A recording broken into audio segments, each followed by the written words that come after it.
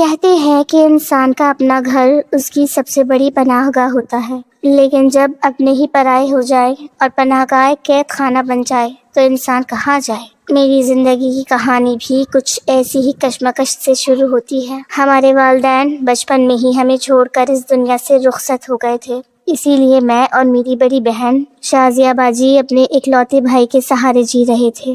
بھائی ہم سے پیار تو بہت کرتے تھے، لیکن جب ان کی شادی ہوئی اور بھابھی ہمارے گھر آئیں تو جیسے خوشیوں کو نظر لگ گئی۔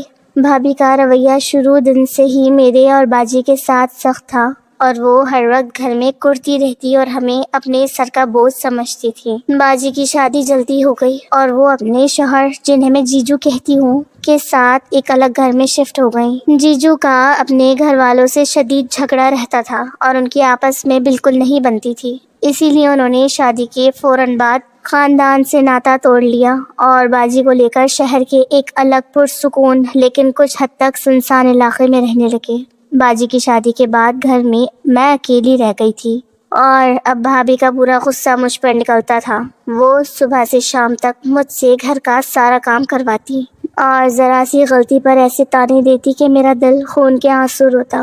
وہ اکثر بھائی کے سامنے بھی یہ ظاہر کرتی کہ میں ان پر ایک بوجھ ہوں اور وہ جلد سے جلد مجھ سے چھٹکارا پانا چاہتی ہیں۔ پھر وہ وقت آیا جب باجی کے ہاں بچے کی پیدائش متوقع تھی۔ باجی کی طبیعت شروع سے ہی کافی ناساز رہتی تھی اور اس نازک وقت میں ڈاکٹر نے انہیں بالکل اکیلے رہنے اور کام کاج کرنے سے سخت منع کر دیا تھا۔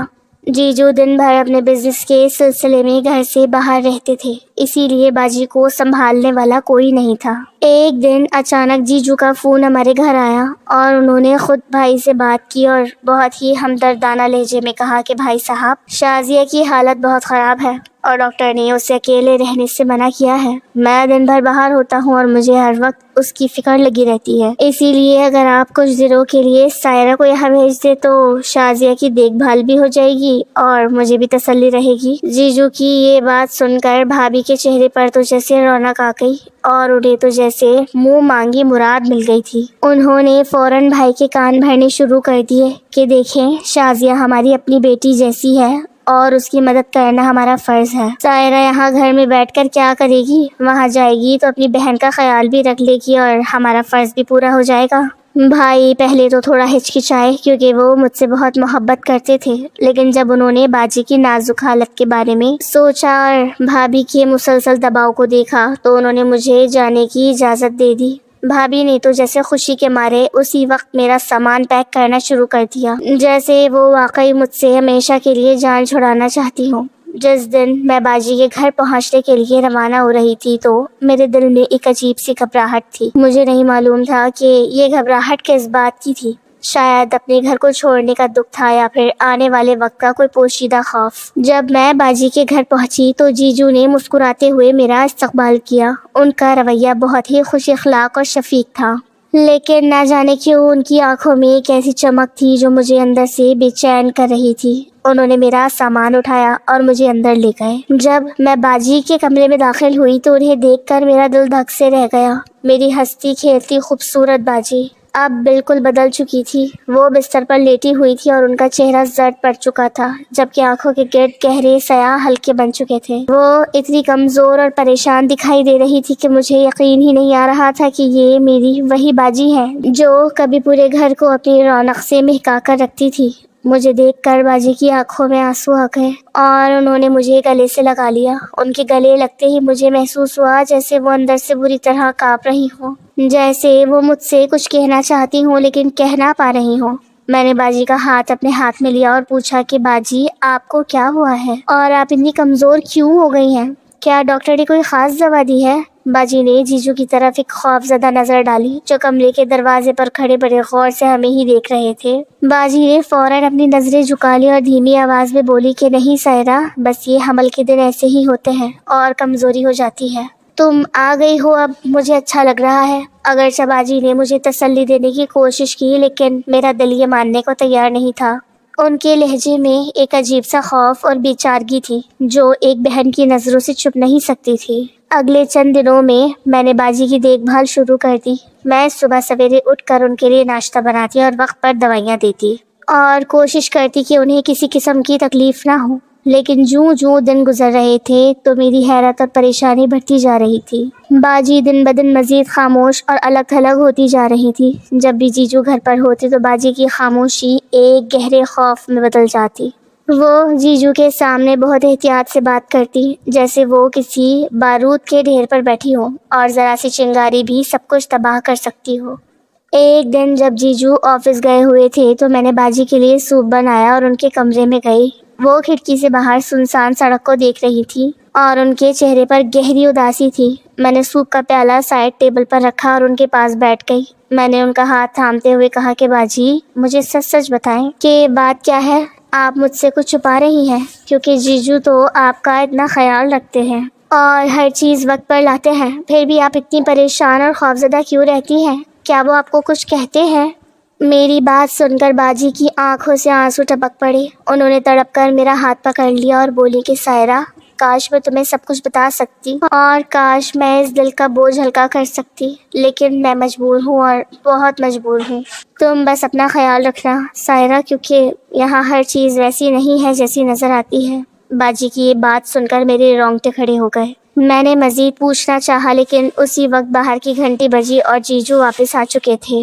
باجی نے فوراً اپنے آنسو پوچھے اور مجھے اشارہ کیا کہ میں نارمل ہو جاؤں۔ جیجو کمرے میں داخل ہوئے تو ان کے ہاتھ میں پھلوں کی ٹوکری تھی اور چہرے پر وہی مانوس اور دلکش مسکراہٹ تھی، لیکن اب باجی کی باتوں کے بعد مجھے اس کی مسکراہٹ کے پیچھے ایک گہرا سسپینس اور پراسراریت محسوس ہونے لگی تھی۔ وہ باجی کے پاس آئے اور ان کے سر پر ہاتھ پھیرا اور بڑے پیار سے پوچھا کہ شازیہ، اب طبیعت کیسی ہے تمہاری؟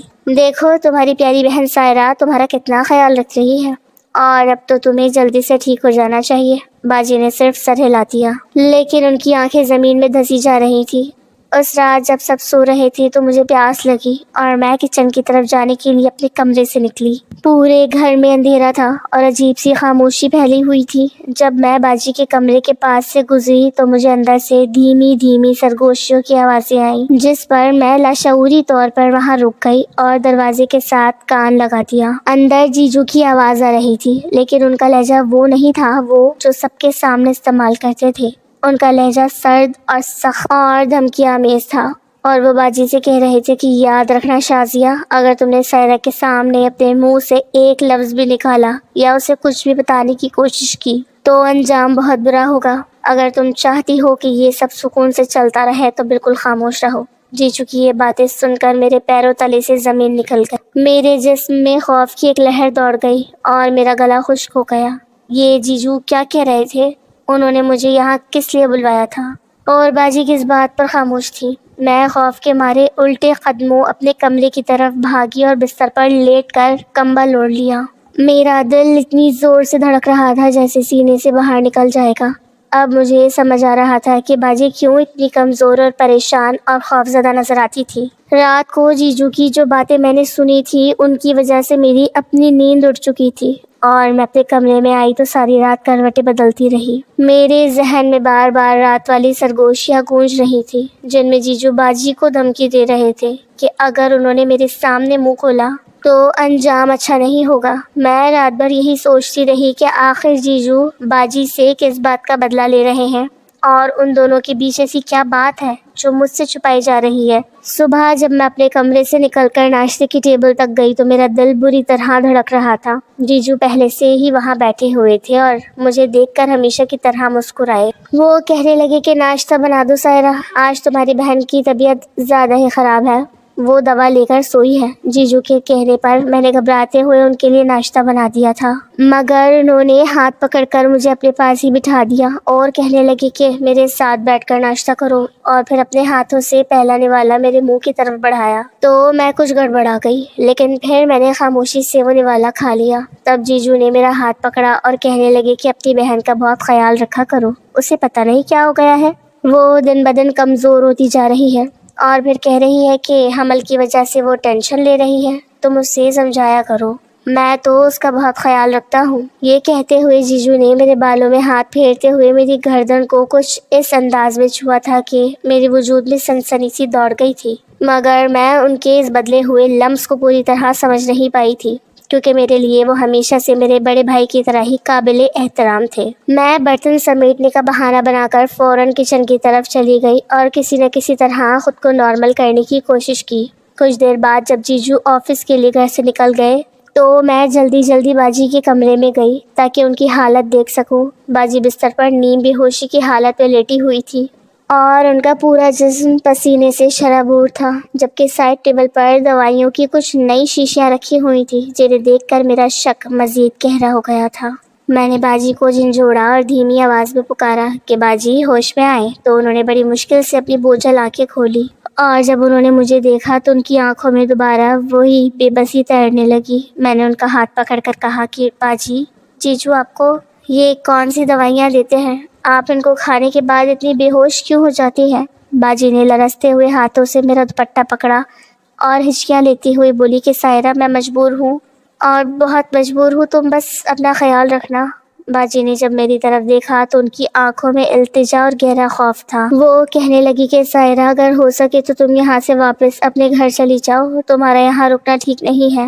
میں باجی کے پاس بستر پر بیٹھ کر رونے لگی اور ان کا ہاتھ تھام کر انتہائی دکھی لہجے میں کہا کہ باجی، آپ کو پتہ بھی ہے بھابھی مجھ پر کتنے ظلم کرتی ہیں۔ وہاں تو مجھے 2 وقت کی روٹی تک سکون سے نہیں ملتی، ہر وقت تانے اور مار پیٹ کا سامنا کرنا پڑتا ہے۔ یہاں کم از کم مجھے سکون سے کھانا تو مل رہا ہے، اور پھر آپ کو اس نازک حالت میں اکیلے چھوڑ کر میں بھلا واپس کیسے جا سکتی ہوں؟ جیجو آپ کا بہت خیال رکھ رہے ہیں، وہ دن رات آپ کی فکر کرتے ہیں، لیکن پھر بھی آپ کو اس وقت میری سب سے زیادہ ضرورت ہے۔ میں آپ کو اس حال میں چھوڑ کر کہیں نہیں جاؤں گی۔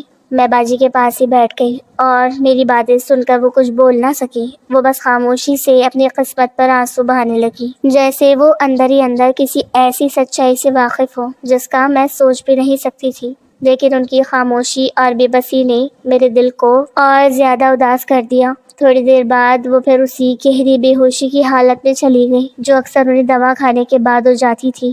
ان کو سوتا ہوا دیکھ کر میں نے سوچا کہ گھر کے دوسرے کام نمٹا لوں، اسی لیے میں کپڑے دھونے کے لیے گھر کی چھت پر چلی گئی۔ گرمی کا دن تھا اور نلکے کے پاس بیٹھ کر جب میں کپڑے دھونے لگی تو پانی کے چھینٹوں اور کام کی وجہ سے میرا لباس پوری طرح بھیگ چکا تھا، اور مجھے اس بات کا بالکل احساس نہیں تھا کیونکہ میں اپنے ہی خیالات میں گم تھی۔ اسی دوران جیجو آفس سے کسی ضروری کام کی وجہ سے اچانک گھر واپس آ گئے، اور جب انہوں نے مجھے نیچے نہ پایا تو وہ مجھے ڈھونڈتے ہوئے چھت پر آ گئے۔ جب وہ چھت پر آئے اور انہوں نے دیکھا کہ میں پوری طرح پانی میں بھیگی ہوئی ہوں اور کپڑے دھو رہی ہوں تو وہ تیزی سے میرے پاس آ گئے۔ انہوں نے ادھر ادھر دیکھا اور پھر بہت ہی فکر مندی اور سنجیدگی والے لہجے میں کہنے لگے کہ سائرہ، یہ تم کیا کر رہی ہو؟ پاس پڑوس کے گھر والوں سے تم یہاں بالکل صاف نظر آ رہی ہو اور تمہارے کپڑے پانی کی وجہ سے پورے آر پار ہو رہے ہیں، کوئی بھی تمہیں یہاں سے اس حالت میں دیکھ سکتا ہے۔ انہوں نے یہ بات بظاہر اتنی فکر مندی اور اپنے پن سے کہی تھی کہ میں ایک دم ہی شرمسار ہو گئی اور شرم کے مارے میرا چہرہ سرخ ہو گیا۔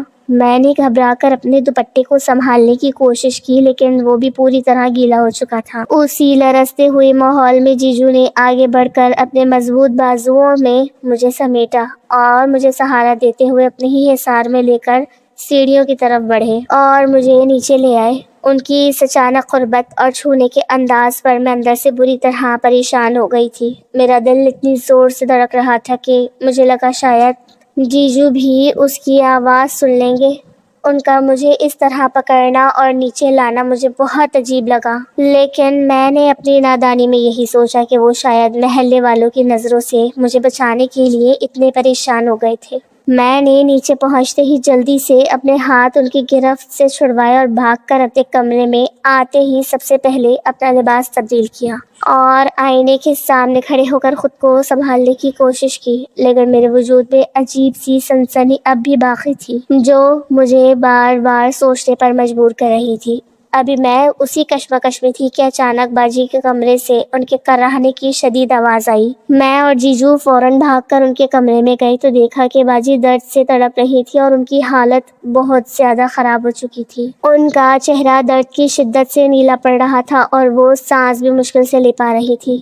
اسی شام باجی کی حالت اتنی زیادہ بگڑی کہ ہمیں انہیں ہسپتال لے کر بھاگنا پڑا۔ جیجو نے فوراً گاڑی نکالی اور ہم باجی کو لے کر شہر کے بڑے ہسپتال پہنچے، جہاں ڈاکٹروں نے انہیں فوراً ایمرجنسی وارڈ میں منتقل کر دیا۔ ہسپتال کی راہداری میں کھڑے ہو کر میرا رو رو کر برا حال تھا۔ میں بار بار اللہ سے باجی کی زندگی اور ان کے بچے کی سلامتی کی دعائیں مانگ رہی تھی، جبکہ جیجو وہاں کھڑے بہت ہی پریشان دکھائی دے رہے تھے اور ڈاکٹروں سے مسلسل رابطہ کر رہے تھے۔ گھنٹوں کے طویل انتظار اور آپریشن کے بعد بالآخر ڈاکٹر وارڈ سے باہر آئے تو ان کے چہرے پر سنجیدگی تھی۔ انہوں نے ہمیں بتایا کہ شازیہ کی حالت بہت نازک تھی، لیکن خدا کا شکر ہے کہ بچے کی پیدائش بحفاظت ہو گئی ہے اور ایک خوبصورت بچہ دنیا میں آیا ہے، مگر شازیہ کی اپنی اندرونی کمزوری اتنی زیادہ ہے کہ انہیں ابھی کچھ دن ہسپتال میں ہی زیر نگرانی رکھنا پڑے گا۔ بچے کی پیدائش کی خبر سن کر میرے مرجھائے ہوئے چہرے پر ایک لمحے کے لیے خوشی کی لہر دوڑ گئی اور میں نے اس ننھی سی جان کو دیکھنے کی خواہش ظاہر کی۔ جیجو نے بھی مسکراتے ہوئے میرا کندھا تھپتھپایا اور کہا کہ سائرہ دیکھو، تم خالہ بن گئی ہو، اب سب ٹھیک ہو جائے گا۔ اگلے چند دن ہسپتال اور گھر کے چکروں میں گزرے۔ باجی کو ابھی تک پوری طرح ہوش نہیں آیا تھا اور وہ زیادہ تر وقت خواب اور ادویات کے زیر اثر رہتی، جبکہ میں دن بھر ہسپتال میں ان کے اور بچے کے پاس رہتی اور رات کو جیجو مجھے گھر لے آتے تاکہ میں کچھ دیر آرام کر سکوں۔ جیجو کا رویہ اس دوران بہت ہی زیادہ مددگار اور شفیق رہا۔ وہ ہسپتال کے سارے اخراجات خود اٹھا رہے تھے اور میری ہر ضرورت کا خیال رکھ رہے تھے، جس کی وجہ سے میرے دل میں ان کے لیے احترام اور بھی زیادہ بڑھ گیا تھا اور میں ماضی کے تمام شکوک و شبہات کو بھولنے لگی تھی۔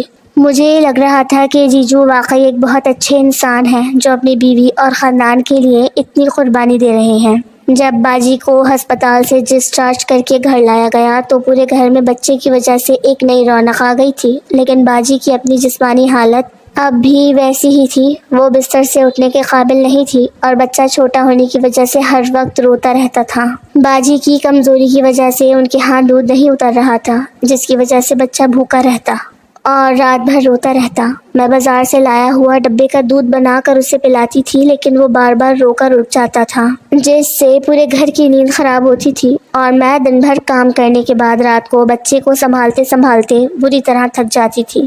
ایک رات میں بچے کو گود میں لیے لاؤنج میں بیٹھی ہوئی تھی۔ بچہ بھوک کی وجہ سے مسلسل بلک رہا تھا اور میری تمام تر کوششوں کے باوجود چپ ہونے کا نام نہیں لے رہا تھا۔ بازار سے لایا ہوا ڈبے کا دودھ میں نے کئی بار بنا کر اسے پلانے کی کوشش کی، لیکن نہ جانے کیوں وہ اسے ہضم نہیں کر پا رہا تھا اور بار بار قے کر رہا تھا۔ اس ننھی سی جان کو اس طرح تڑپتا دیکھ کر میرا اپنا دل خون کے آنسو رو رہا تھا۔ میں اسے اپنے سینے سے لگائے ادھر سے ادھر ٹہل رہی تھی اور لوری دے کر سلانے کی کوشش کر رہی تھی، لیکن میری اپنی تھکن بھی اب جواب دے چکی تھی۔ اسی اثنا میں کمرے کا دروازہ آہستہ سے کھلا اور جیجو ہال میں داخل ہوئے۔ انہوں نے نائٹ سوٹ پہن رکھا تھا اور ان کے چہرے پر تھکن کے بجائے ایک عجیب سی گہری پراسرار اور زہریلی چمک تھی۔ وہ آہستہ آہستہ چلتے ہوئے میرے بالکل قریب آئے اور صوفے پر میرے ساتھ ہی بیٹھ گئے۔ ان کا اس طرح اتنے قریب بیٹھنا مجھے ہمیشہ کی طرح کچھ عجیب لگا، لیکن میں نے اپنے دل کو سمجھایا کہ وہ بچے کے رونے کی وجہ سے پریشان ہو کر باہر آئے ہوں گے۔ انہوں نے کچھ دیر تک مجھے اور میری گود میں بلکتے ہوئے بچے کو بہت غور سے دیکھا۔ ان کی نظریں اتنی گہری اور تیز تھیں جیسے وہ میرے وجود کے آر پار دیکھ رہے ہوں، جس کی وجہ سے مجھے اپنے جسم میں ایک عجیب سی لرزش محسوس ہونے لگی اور میں نے گھبرا کر اپنی نظریں جھکا لی اور اپنے دوپٹے کو مزید مضبوطی سے اپنے گرد لپیٹ لیا۔ کمرے میں صرف بچے کے رونے کی دھیمی دھیمی آواز گونج رہی تھی اور جیجو کی گرم سانسوں کی تپش میرے چہرے تک پہنچ رہی تھی۔ پھر اگلے ہی پل انہوں نے بچے کے سر پر ہاتھ پھیرتے ہوئے ایک ایسی بات کہی کہ میرے پاؤں تلے سے زمین نکل گئی اور میرے ہوش اڑ گئے۔ وہ میرے بالکل کان کے قریب جھکے اور دھیمی سرد آواز میں کہنے لگے، سائرہ، میں کافی دیر سے دیکھ رہا ہوں تم نے اس بچے کو اپنے سینے سے لگایا ہوا ہے۔ تم اس سے اتنی محبت کرتی ہو تو پھر اس کا پیٹ بھرنے کی اصل کوشش کیوں نہیں کرتی؟ میں پچھلے چند مہینوں سے نوٹ کر رہا ہوں کہ دن بدن تمہارا ناپ بڑا ہوتا جا رہا ہے۔ تم اب ایک معصوم لڑکی نہیں رہی بلکہ ایک مکمل اور بھرپور عورت لگتی ہو، تو پھر تم اس معصوم بچے کو خود دودھ کیوں نہیں پلا دیتی؟ یہ بھی تو تمہاری ہی بہن کا خون ہے، تمہارا اپنا بچہ ہے نا، اس کے لیے اتنا تو کر ہی سکتی ہو۔ جیجو کی یہ بات سن کر میں ایک دم ہی حیران رہ گئی تھی اور صدمے کے مارے میرا گلا بالکل خشک ہو گیا۔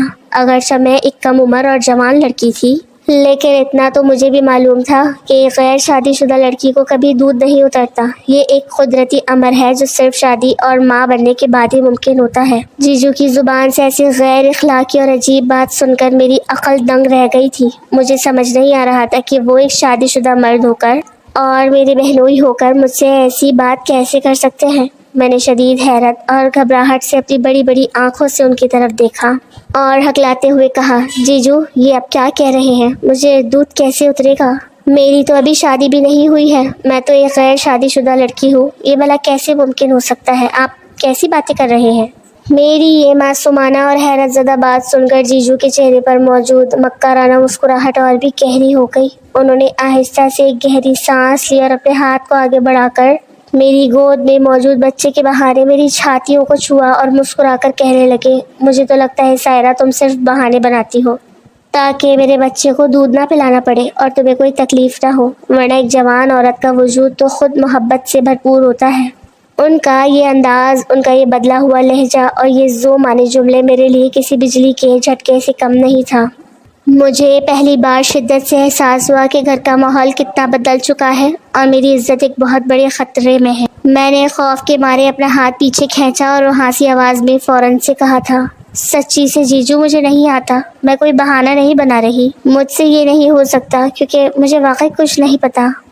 میری اس معصومانہ صفائی پر جیجو کی آنکھوں میں چھپا ہوا وحشیانہ جنون اب پوری طرح باہر آ چکا تھا.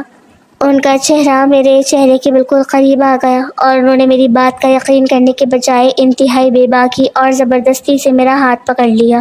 وہ میری آنکھوں میں آنکھیں ڈال کر چبائے ہوئے لہجے میں بولے، اچھا تمہیں نہیں آتا؟ دکھاؤ مجھے، میں خود دیکھوں گا اور خود اپنے ہاتھوں سے چیک کروں گا تو یقین کروں گا کہ تم سچ کہہ رہی ہو یا جھوٹ. یہ کہہ کر انہوں نے انتہائی وحشیانہ انداز میں آگے بڑھ کر میرے دوپٹے کو کھینچنے کی کوشش کی اور ان کا دوسرا ہاتھ میرے وجود کے ممنوعہ حصوں کو چھونے کے لیے آگے بڑھا. جیجو کی اس حرکت نے میرے ذہن پر پڑے معصومیت کے سارے پردے ایک ہی جھٹکے میں چاک کر دیے. اب مجھے سمجھ آ گیا تھا کہ یہ انسان کوئی شفیق بھائی یا محافظ نہیں ہے بلکہ ایک درندہ ہے جو میری مجبوری اور معصومیت کا فائدہ اٹھا کر مجھے اپنی ہوس کا نشانہ بنانا چاہتا ہے. میرے تن بدن میں ایک آگ سی لگ گئی اور خوف کے ساتھ ساتھ میرے اندر ایک شدید غصہ جاگ اٹھا. میں نے اپنی پوری طاقت جمع کی اور جیجو کو پیچھے کی طرف زوردار دھکا دیا جس کی وجہ سے وہ صوفے پر پیچھے ہٹ گئے. میں نے تڑپ کر بچے کو بستر پر لیٹایا اور اپنے کپڑے سنبھالتی روتی ہوئی ہچکیاں لیتے ہوئے بھاگ کر اپنے کمرے کی طرف دوڑی. میں نے کمرے میں داخل ہوتے ہی دروازہ اندر سے بند کیا اور کنڈی لگا کر زمین پر بیٹھ گئی. میرا پورا وجود بری طرح کانپ رہا تھا اور دل اتنی تیز دھڑک رہا تھا جیسے ابھی سینے سے باہر نکل آئے گا. میں نے اپنے دونوں ہاتھوں سے اپنا منہ بند کر لیا تاکہ میری رونے کی آواز باہر نہ جائے. اس سنسان رات میں مجھے اپنی زندگی کا سب سے بڑا صدمہ پہنچا تھا. وہ جیجو جنہیں میں اپنے باپ اور بھائی کی طرح سمجھتی تھی وہ اس حد تک گر سکتے ہیں میں نے کبھی خواب میں بھی نہیں سوچا تھا. اب میرے ذہن کی بند کھڑکیاں ایک ایک کر کے کھل رہی تھی. مجھے شازیہ باجی کی وہ زرد رنگت، ان کی خاموشی، ان کی سسکیاں اور ان کا وہ خوفناک جملہ کہ یہاں ہر چیز ویسی نہیں ہے جیسی نظر آتی ہے پوری طرح سمجھ آ رہا تھا. باجی ٹھیک کہتی تھی کہ جیجو ایک بھیڑیا ہے جو باجی کی اس حالت کا فائدہ اٹھا کر مجھے قید کرنا چاہتے تھے. میں رات بھر کمرے کے کونے میں گھٹنوں میں سر دیے روتی رہی اور جاگتی رہی. باہر لاؤنج سے مجھے جیجو کے قدموں کی آوازیں آ رہی تھی جیسے وہ میرے کمرے کے باہر ہی چکر کاٹ رہے ہوں اور مجھے ڈرا رہے ہوں.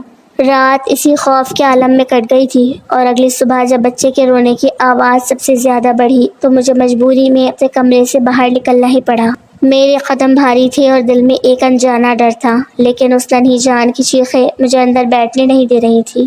میں لرزتے قدموں سے باجی کے کمرے کی طرف بڑھی. میری بہن ابھی تک نیم بے ہوشی میں تھی اور بچہ اس کے پاس ہی پڑا بلک رہا تھا جبکہ جیجو اس وقت گھر پر نہیں تھے. شاید وہ اپنے کسی کام سے باہر گئے ہوئے تھے. میں نے جلدی سے آگے بڑھ کر بچے کو گود میں اٹھایا اور اسے فیڈر دینے کی کوشش کرنے لگی تاکہ اس کا رونا کچھ کم ہو اور ساتھ ہی میں باجی کو جھنجھوڑ کر جگانے کی بھی کوشش کر رہی تھی تاکہ ان سے بات کر سکوں. میری مسلسل کوشش کے بعد شازیہ باجی نے بس چند لمحوں کے لیے اپنی بوجھل آنکھیں کھولی. انہوں نے مجھے اور بچے کو دیکھا تو ان کی آنکھوں سے آنسو بہنے لگے.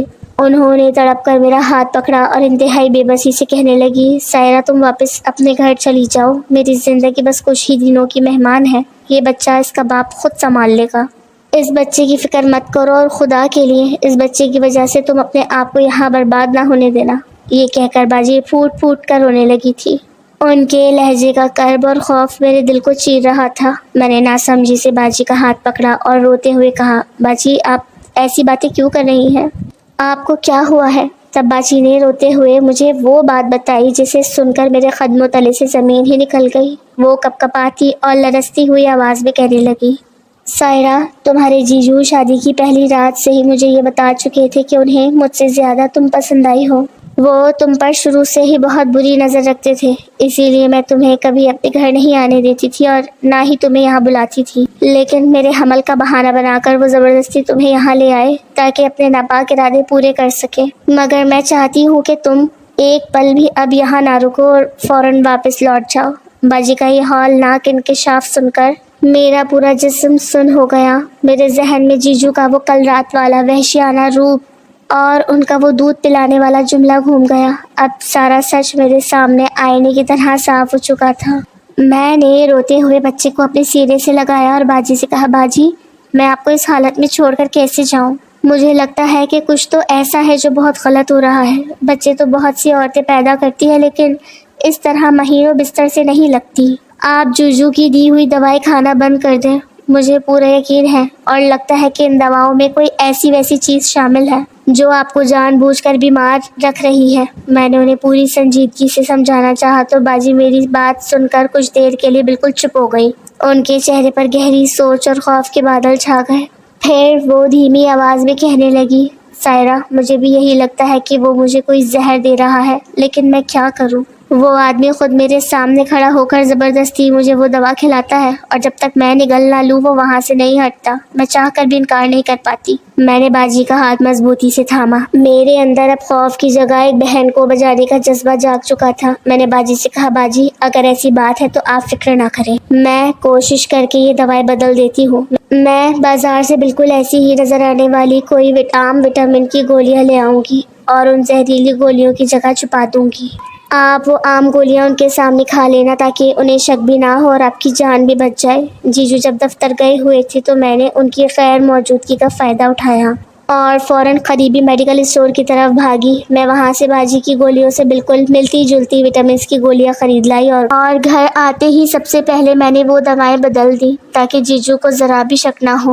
اس کے بعد میں اپنے کمرے کے لاک اور کنڈیوں کو اچھی طرح چیک کیا کہ وہ مضبوط ہے یا نہیں، کیونکہ اب مجھے اپنی حفاظت خود کرنی تھی۔ ان سب کاموں کے بعد میں بچے کا پیٹ بھرنے کی کوشش کرنے لگی۔ خدا کا شکر ہے کہ اب وہ تھوڑا تھوڑا ڈبے کا دودھ پینے لگا تھا اور چونکہ باجی کے جسم سے زہر کا اثر کم ہو رہا تھا اسی لیے اب تھوڑا تھوڑا دودھ باجی کو بھی اترنے لگا تھا۔ اسی وجہ سے مرتضیٰ اب بالکل خاموش ہو گیا تھا۔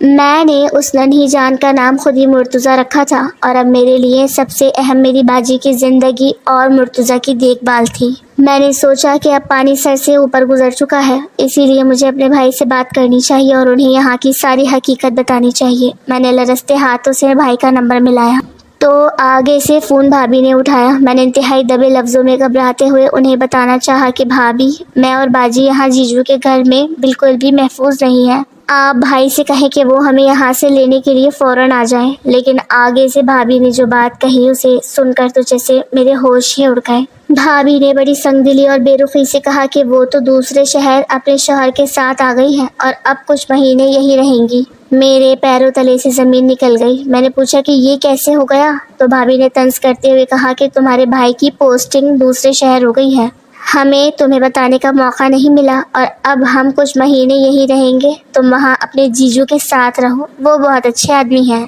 اور تم دونوں بہنوں کو ہی آپس میں لڑنے جھگڑنے سے فرصت نہیں ملتی۔ انہوں نے الٹا ہم پر ہی الزام لگا کر کڑاکے سے فون بند کر دیا۔ میں فون ہاتھ میں لیے بالکل سن ہو گئی۔ مجھے سمجھ آ گیا کہ بھابھی نے جان بوجھ کر بھائی کو ہم سے دور کر دیا ہے تاکہ وہ مجھ سے ہمیشہ کے لیے جان چھڑا سکے۔ اب میں اس بڑے گھر میں بالکل اکیلی تھی، لیکن میں نے ہار ماننے کے بجائے اپنے اندر ایک نئی ہمت پیدا کی۔ جیسے ہی شام کو جیجو دفتر سے واپس آتے میں خود کو مرتضیٰ کے ساتھ کمرے میں بند کر لیا کرتی تھی اور کنڈی چڑھا دیتی تھی۔ جیجو کبھی کسی بہانے سے مجھے باہر بلانے کی کوشش کرتے، کبھی محبت کا ناٹک کرتے ہوئے زور زور سے میرا دروازہ بجاتے، تو کبھی جب میں کچن میں ہوتی تو دبے پاؤں میرے قریب آنے کی کوشش کرتے۔ ان کی ہر نظر اور ہر حرکت میں وحشت تھی، لیکن میں نے ہمت نہ ہاری اور خود کو ان کے ناپاک ارادوں سے بچانے کی ہر ممکن کوشش کی اور ہمیشہ ان سے دور دور رہی۔ میری اس ہوشیاری اور بہادری کا نتیجہ یہ نکلا کہ صرف 15 دن کے اندر ہی شازیہ باجی کی وہ بے ہوشی والی حالت بالکل ختم ہو گئی۔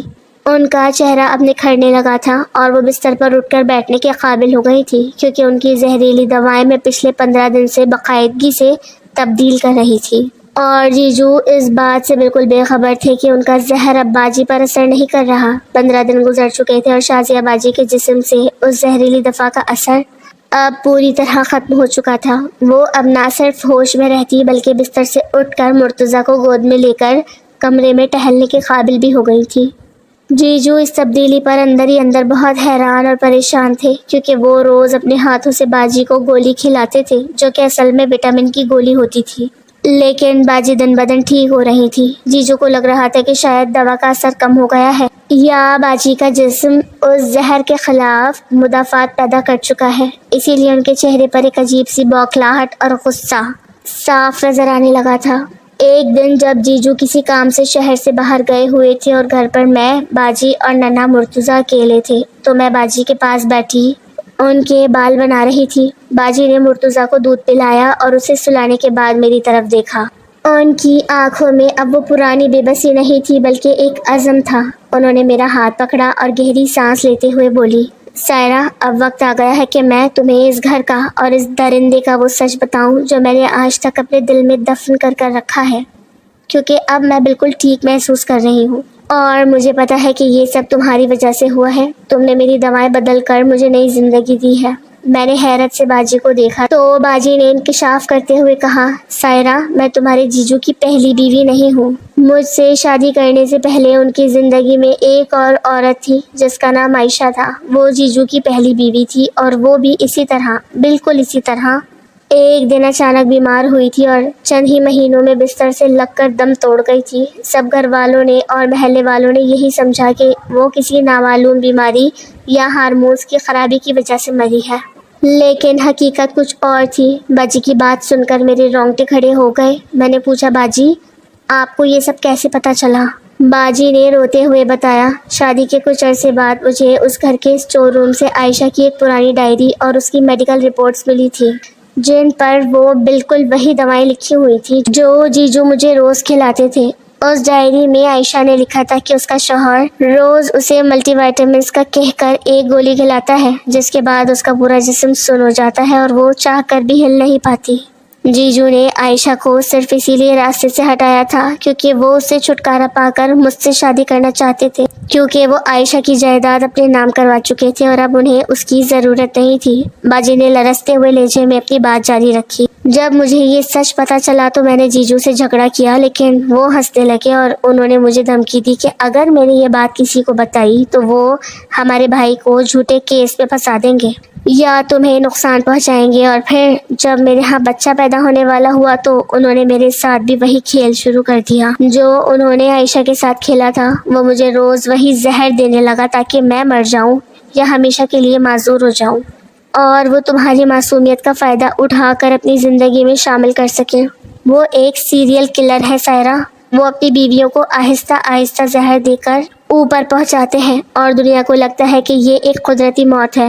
باجی کا یہ سب سے بڑا ٹوئسٹ سن کر میرا دماغ گھوم گیا۔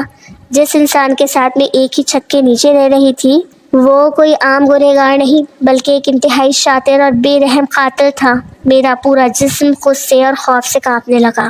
اب مجھے سمجھ آیا کہ بھابھی نے جو فون بند کیا تھا اور بھائی کو ہم سے دور کر دیا تھا وہ ہمارے لیے ایک طرح سے اچھا ہی ہوا تھا، کیونکہ اگر بھائی یہاں ہوتے تو شاید جیجو انہیں بھی کوئی نقصان پہنچا دیتے۔ اب اس درندے سے لڑنے کی ذمہ داری صرف مجھ پر اور باجی پر تھی۔